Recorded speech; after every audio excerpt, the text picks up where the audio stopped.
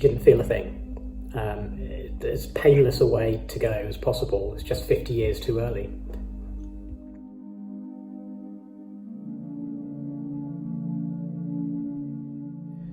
Sharon always got up first, so she got out of bed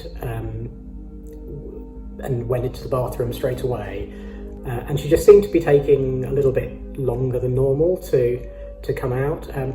I thought I'd heard a noise. 10 minutes later I went to go and check because I could still hear the shower running, and there was no answer on the door of the bathroom, so luckily she hadn't locked it, so I opened the door, and what I found there was she was collapsed in the bathtub. You know, I guess my immediate reaction was, she's fainted.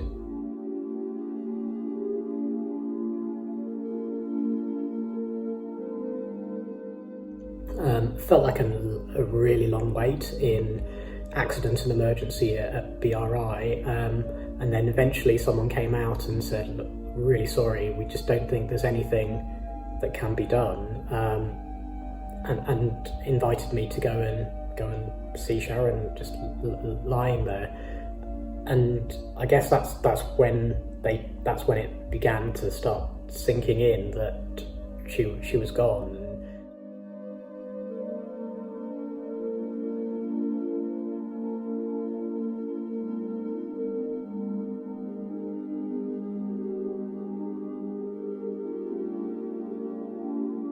When I got asked that question, have I considered organ donation, it was kind of an easy yes, because all I was doing was honouring her wishes, and she'd made it clear to me what she wanted.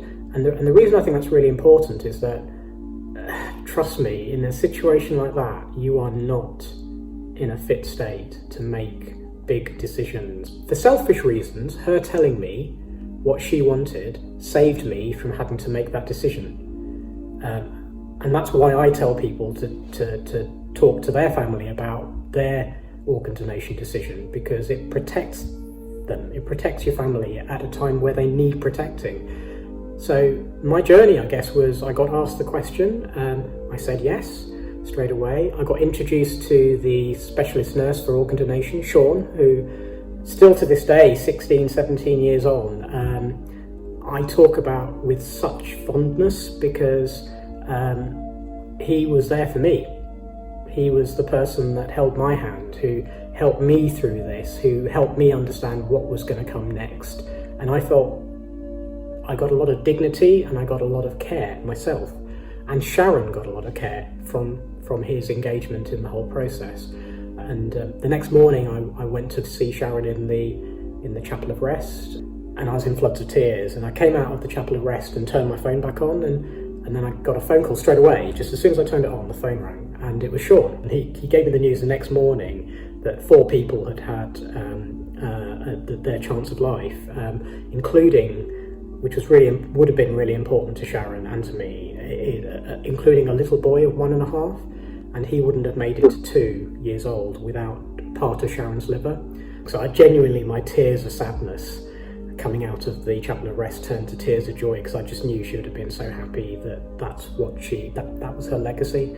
I mean, she is the genuine hero in this story, and I'm incredibly proud of her, and incredibly proud of her legacy that she's done. And I'm ashamed to say it took that experience for me to then go and register on the organ donor register myself, to say that I would want to be an organ donor. It's not that I didn't agree with it, it's just that, like the vast majority of the country, I agree with it, but I haven't done anything about it.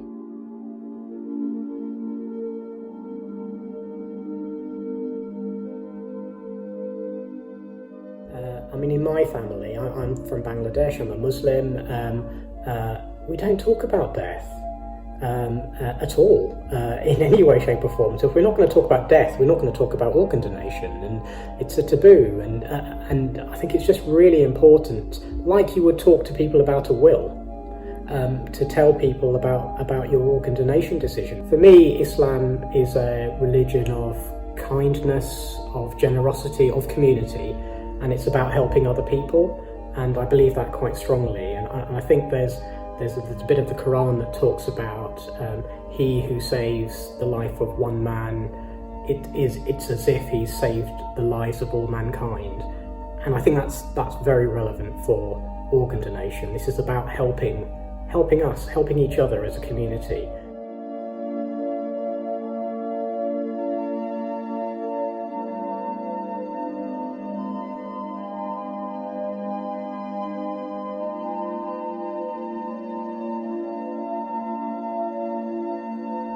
One of the most important conversations you can have in your life is about death. Visit organdonationinislam.com.